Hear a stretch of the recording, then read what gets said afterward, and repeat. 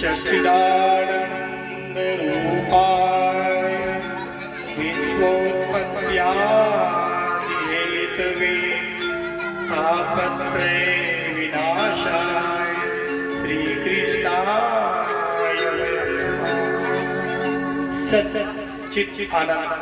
सच्चिदानंद भगवान श्री कृष्ण को बारंबार प्रणाम। उत्पत्ति स्थिति और विनाश के हेतु उस परमात्मा सच्चिदानंद भगवान श्री कृष्ण एक समय महात्म की कथा बताते हुए नारद जी से कहते हैं, पुत्र यह पठेत प्रयतो नित्यं श्लोकं भागवत सुत अष्टादश पुराणानां फलमाप्नोति मानवः। यह जो श्रीमद् भागवत महापुराण है, इसके एक श्लोक का पठन पाठन करने मात्र से आपको 18 पुराणों के पुण्य का फल प्राप्त होगा। व्यक्ति जब जो है अपने मैपन को त्याग करके परमात्मा की कृपा दृष्टि से अपने आप को शरणागति भाव के साथ इस कथा को पान में अर्पण करता है तो निश्चित रूप से परमात्मा की कृपा दृष्टि लगती है। निर्मल मन जन को मोहि पावा, मोहि कपट छल छिद्र न भावा।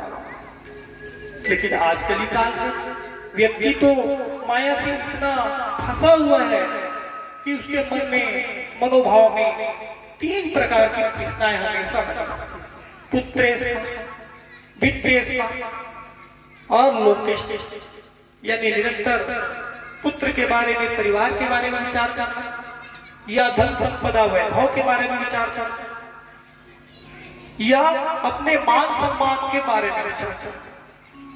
तो इन सब बातों को ध्यान में रखकर व्यास नारायण भगवान ने श्रीमद् भागवत महापुराण की रचना की। इसकी महत्ता को जानते हुए इसके 3 मुख्य आधार इसका। पहला, सूत जी महाराज शौनक आदि ऋषि मुनियों को इस कथा का श्रवण कराते हैं।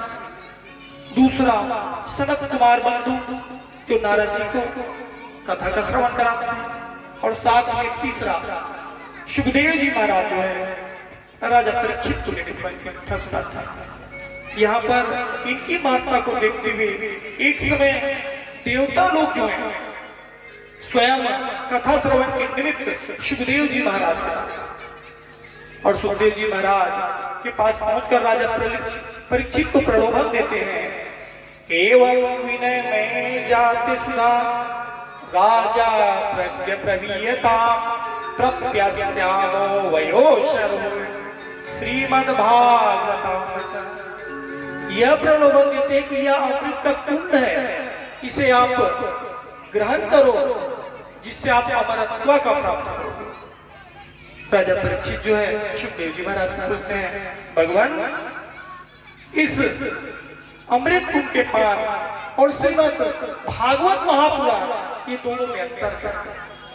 सुखदेव जी महाराज का, राजा आप जब अमृत का पान करते हैं तो आपकी आयु दीर्घ हो जाती है, आप मरेंगे नहीं, अमरत्व का प्राप्त करेंगे। लेकिन जब आप श्रीमद् भागवत महापुराण का श्रवण करते हैं तो आपका जीवन जो है दिव्य हो जाएगा। तो आप गिनती के लिए बहुत सी लंबी आयु जीते हैं, लेकिन ऐसा कुछ कार्य नहीं कर पा रहे अपने जीवन में। और यहीं पर आप विचार करते हैं, राजा परीक्षित की व्यास की सुखदेव जी महाराज, तो आप परीक्षित का नाम सबसे ऊपर आ जाता है। ऐसे तो पांडवों ने धर्म की स्थापना में निमित्त सहयोग किया, लेकिन जब भागवत की बात आती है तो राजा परीक्षित का नाम सर्वोपरि आ गया। तो यहाँ पर सुखदेव जी महाराज देवताओं को श्रीमद् भागवत महापुराण श्रवण कराने से मना कर देते। देवताओं से रहा नहीं गया, वो तो चल के ब्रह्मा जी के पास आए और आके कहे कि सुखदेव जी महाराज ने हमें कथा श्रवण कराने के लिए अयोग्य माना, अभक्त माना। तो यहीं पर ब्रह्मा जी जो है एक तुला लेते हैं और एक तराजू में जो है एक तरफ दुनिया की सारी संपदा, सारी वैभव, सारे शास्त्र को रखते हैं और दूसरी तरफ श्रीमद् भागवत महापुराण, और श्रीमद् भागवत महापुराण का पाला जो है झुक जाता है, क्योंकि वह भागवत महापुराण जो है स्वयं भगवान श्री कृष्ण इस बात को जानते हैं। एक समय की बात है, ऐसे तो नारद जी जो है इस धराधाम में भगवान की भूमि समझकर भ्रमण के लिए आए, और यहाँ पर आते ही देखते हैं कि नारद जी जो है हरिद्वार, गया, कुरुक्षेत्र, सेतु बाबा सब जगह दर्शन करते करते उदासीनता का भाव के साथ, उदासीनता का मनोभाव के साथ नारद जी जो है शरद कुमार बंधु से मिलते। सनत कुमार बंधु कहते हैं कि आप जो है निरंतर हरि नाम का संकीर्तन करते हैं, निरंतर हरि नाम का पाठ करते हैं, और आपके मुख में उदासीनता का मनोभाव कैसा? नारद जी बताते हैं कि भगवान, मैं अन्य लोगों का भ्रमण करते करते धराधाम पृथ्वी लोग गया, और मैंने वहां देखा कि वहां जो है पाखंड ही पाखंड। मैंने देखा कि वृंदावन में एक युवती जो है दो वृद्ध पुरुषों के साथ बैठी है, और साथ में बहुत सी और भी स्त्रियां, और उतने में कोई स्त्रियां जो है कहती हैं कि बड़े भाव से, कोई स्त्री आके कहती हैं, बड़े भाग जब जानिए जब मिलने आवे संत, संतन को मिलबो करे सब कष्ट हुआ। बड़े भाग्य है कि आप जो है हमें मिले, आपके दर्शन करने मात्र से परमात्मा का, ईश्वर का दर्शन होता है। मैं जो है भक्ति हूं, और मेरे ये तो पुत्र ज्ञान और वैराग्य, आप के दर्शन करने मात्र से निश्चित रूप से ईश्वरी कृपा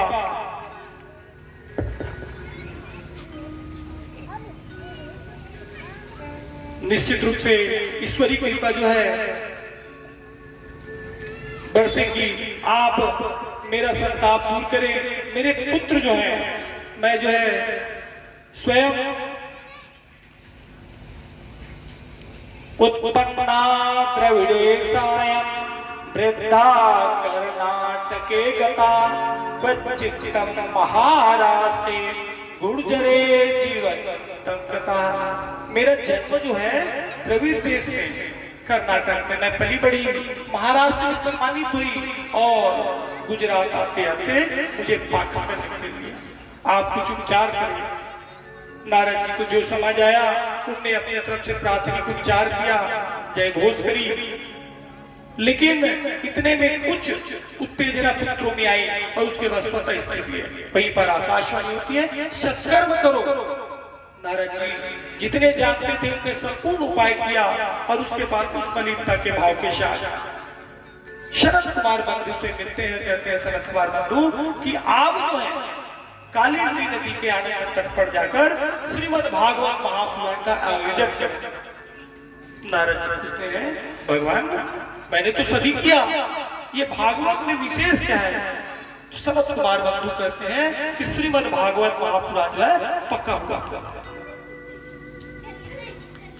उनके दिशा निर्देश से सुंदर जो है आनंद तट पर शरद कुमार बंधु के निमित्त आयोजन करने की बात मन में आती ही मन में भाव आता है कि जो व्यक्ति निरंतर पुण्य कार्य करता है और वह भगवान का श्रवण करता है तो उनको सदगति होती है, लेकिन जो निरंतर पाप कर्म करता है, पाप में डूबा रहता है, क्या उन्हें? शरद कुमार बंधु कहते हैं, नारद जी ये जो श्रीमद् भागवत महापुराण है ये पापात्माओं को मुक्ति दिलाने वाला है। आत्मदेव का प्रसंग बताता है कि आत्मदेव ब्राह्मण निरंतर कर्मकांड पूजा में लिप्त, देव योग से निसंतान थे। उनके घर में तुलसी के दल में निरंतर जल डालते थे, लेकिन वो जो हरी भरी नहीं हो पाती थी। गाय जो है बाज पड़ोसी ताना देते थे कि आपका पुत्र नहीं होने के कारण पितृ नाराज है, आपका जो है पूजा को देवता स्वीकार नहीं करता। और इतने में खिन्नता के मनोभाव के साथ नारद जी श्रवण कर रहे हैं, खिन्नता के मनोभाव के साथ आत्मदेव ब्राह्मण वो जो है प्राण त्याग लेके चला जाते हैं। पर संत का दर्शन होता है और संत समझाते हैं कि पुत्र जो है आपका है तो आपका ऋणी है, लेकिन अगर आप पुत्र नहीं है तो मान के चलिए आपका हिसाब किताब बराबर है। आत्मदेव कहते हैं मुझे उपदेश नहीं, पुत्र चाहिए।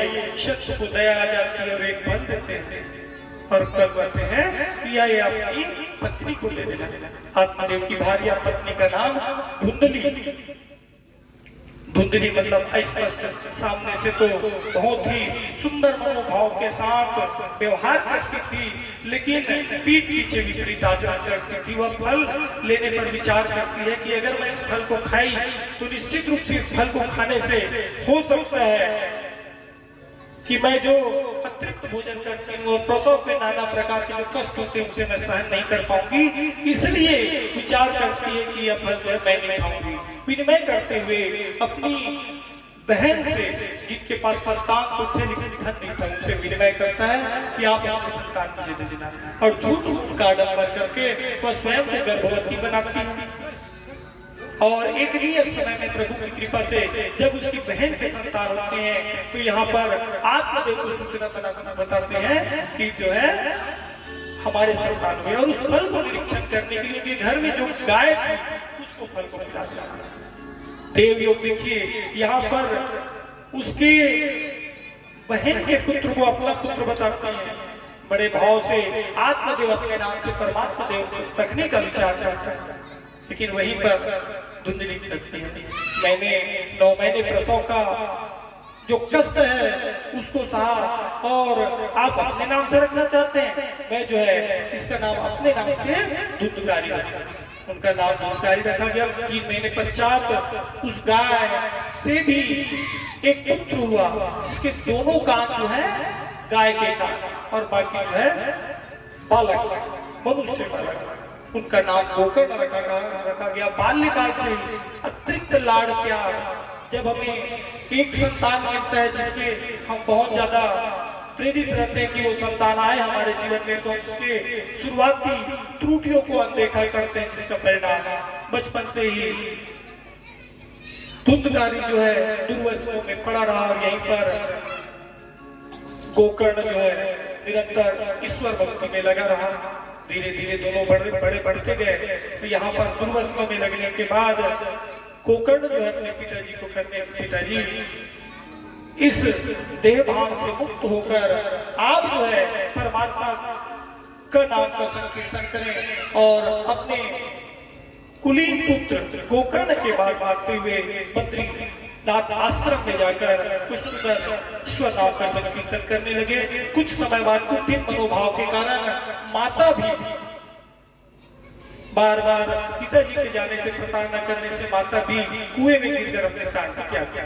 उनको एक अवसर बनता है और उस बने हुए अवसर में उसने 5 वेश्याओं को लाया अपने घर में और उस 5 वेश्याओं को लाकर निरंतर भी चोरी करके जिनको पड़ जाता। यहाँ पर वेश्याएं विचार करी कि आज नहीं कल राजन को पता चलेगा और हो सकता है हम सबको भी प्रताड़ना मिले, इसलिए इन्हें मार डालना ही उचित है। धुंधकारी को बांध करके और मुंह में अंगार डालकर उनका प्राण निकल जाता है और साथ में पड़ोसियों को झूठ में कहते हैं कि परदेश में है धन कमाने।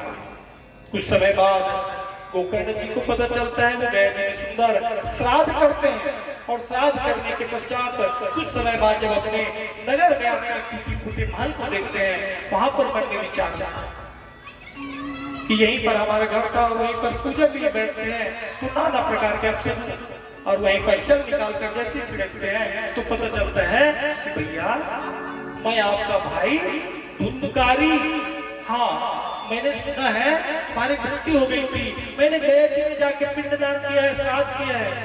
कहते हैं भैया जाति के ब्राह्मण होके जो कार्य है उसके विपरीत आचरण किया, जिसके कारण आप एक बार क्या 100 बार भी गए श्राद्ध करते हैं तब भी मुझे मोक्ष नहीं मिलेगी, सद्गति नहीं मिलेगी। आप मेरे भाई हैं, मेरे मुक्ति के कुछ उपाय करें। जैसे आज वर्मा परिवार ने अपने परिजनों की मुक्ति के लिए उपाय किए, तो ये ऐसे ही वहां पर अब उपाय करें तो खासकर भगवान को प्रातः काल उठ करके अर्घ देते देते गोकर्ण जी जो है प्रार्थना करते हैं कि अपने भाई की मुक्ति के लिए क्या करें। खासकर भगवान कहते हैं कि गोकर्ण जी आप जो सुंदर श्रीमद् भागवत महापुराण का कथा श्रवण करें, और कथा श्रवण कराने से निश्चित रूप से तुम्हारे भाई धुंधकारी को मुक्ति मिलेगी, सद्गति मिलेगी। सुंदर व्यास पीठ का निर्माण किया जाता है और उसमें व्यास पीठ में स्वयं गोकर्ण जी महाराज आसीन होते हैं और साथ में प्रार्थना करते हैं, भाई अब जहां भी हो, जिस भी स्थान में हो, वहां से आकर, क्योंकि प्रेत स्वरूप था तो जो है आप अपना यथावत स्थान बना लें।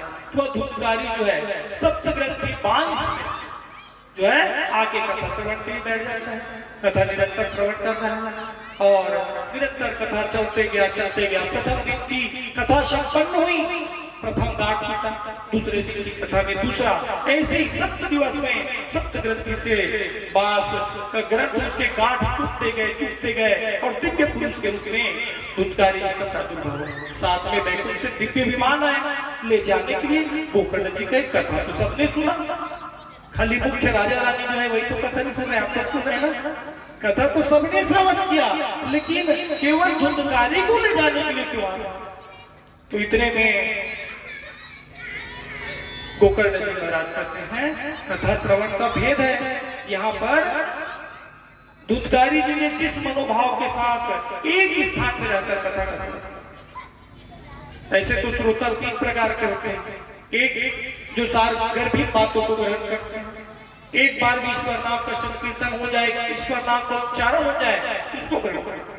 दूसरा सरोता कमियां ही निकालता, सब ठीक है लेकिन पिछू धार तो यह लगाए भुला गए, उनका ध्यान उसी में लगे, ठीक बात है। और तीसरा सोचता घर में आराम के लिए सोने की जगह नहीं, टेकने के स्थान देखते रहता है और वहां जाकर शयन। तो ये 3 मनोभाव पुनः कहते हैं कि गोकर्ण जी महाराज पुनः कथा का श्रवण कराते। सब लोग बड़े चित्त मनोभाव के साथ कथा का श्रवण करते हैं और कथा श्रवण करने के परिणाम से उन सबको भी वैकुंठ में वास होता है। तो ये गोकर्ण महाराज, अब ये बात जानने के बाद नारद जी तैयार हो जाते हैं कि हाँ अब मैं जो है भक्ति ज्ञान वैराग्य के निमित्त जो है कथा का श्रवण करूंगा।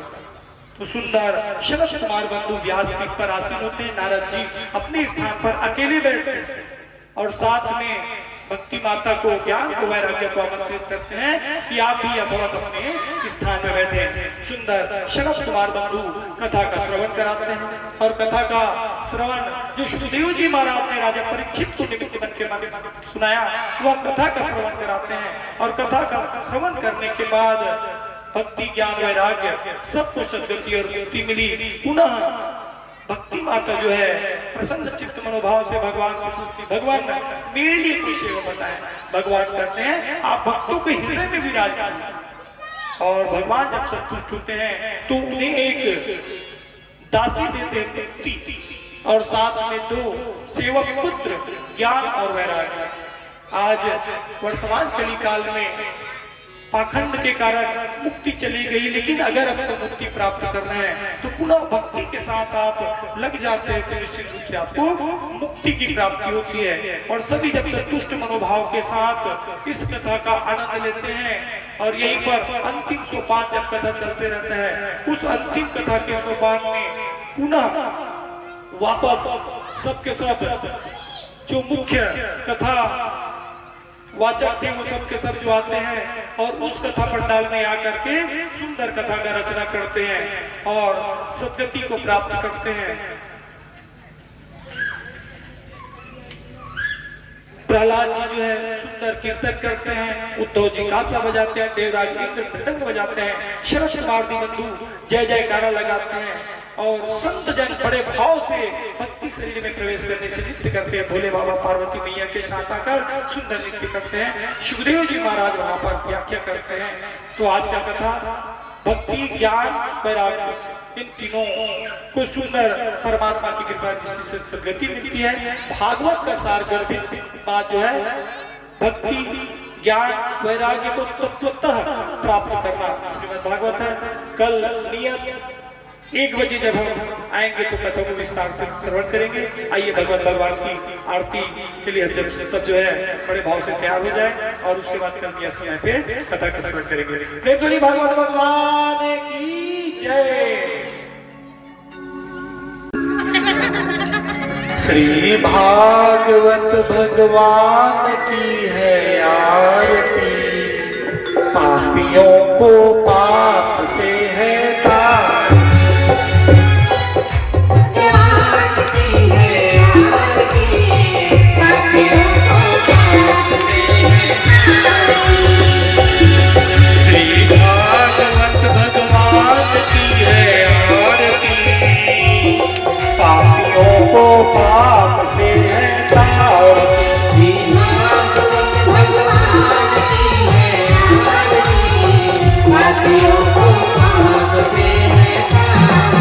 ये अमर ग्रंथ ये मुक्ति पंथ ये पंचम वेद निराला, नौ ज्योति जगाने वाला। ये अमर ग्रंथ ये मुक्ति पंथ ये पंचम वेद निराला, नौ ज्योति जगाने वाला। ये अमर ग्रंथ ये मुक्ति पंथ ये पंचम वेद निराला, नौ ज्योति जगाने वाला।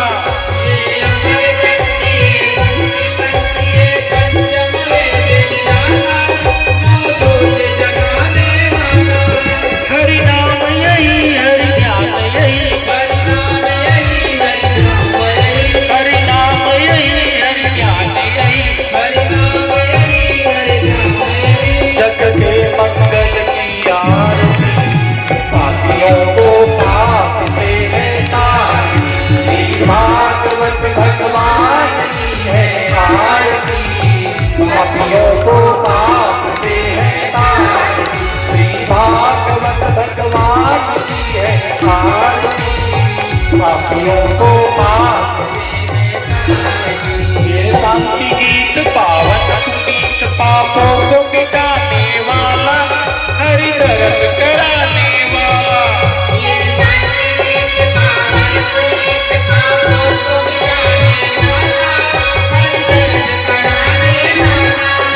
शांति गीत पावन गीत पापों को मिटाने वाला, हरि दरस कराने वाला। ये शांति गीत पावन गीत पापों को मिटाने वाला, हरि दरस कराने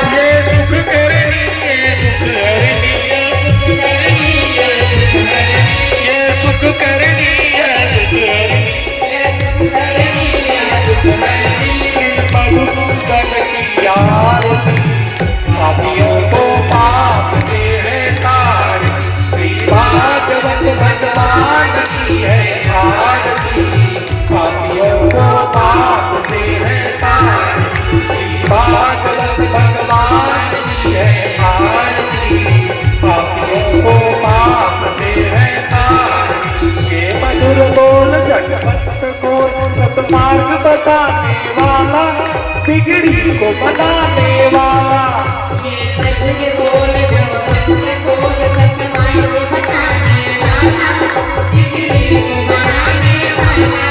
ये मधुर बोल जगवंत को सतमार्ग बताने वाला, बिगड़ी को बनाने वाला। ये मधुर बोल जगवंत को सतमार्ग बताने वाला, बिगड़ी को बनाने वाला। श्री राम यही घनश्याम यही, श्री राम यही घनश्याम यही, श्री राम यही घनश्याम यही, श्री राम यही घनश्याम यही। प्रभु के महिमा की आरती, पापियों को पाप से है तार, श्री भागवत भगवान की है आरती। पापियों को पाप से है तार, श्री भागवत भगवान की है आरती। पापियों को पाप से है तार, श्री भागवत भगवान की है आरती। पापियों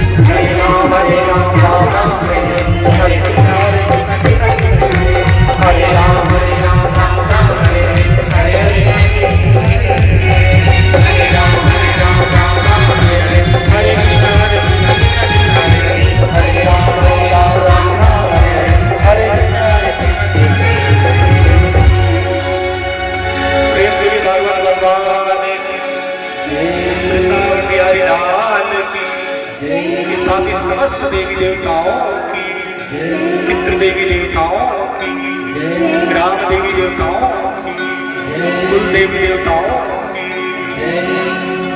धर्म की, अधर्म का, प्राणियों में, विश्व का, गौ माता की, गौ हत्या, नमः पार्वती पतिये हर हर महादेव शिव शंभो। राधे राधे। ओम यानी कानि पापानि जन्म जन्मांतर कृतानि च तानि सर्वाणि नश्यन्तु प्रदक्षिणा पदे पदे, प्रदक्षिणा पदे पदे।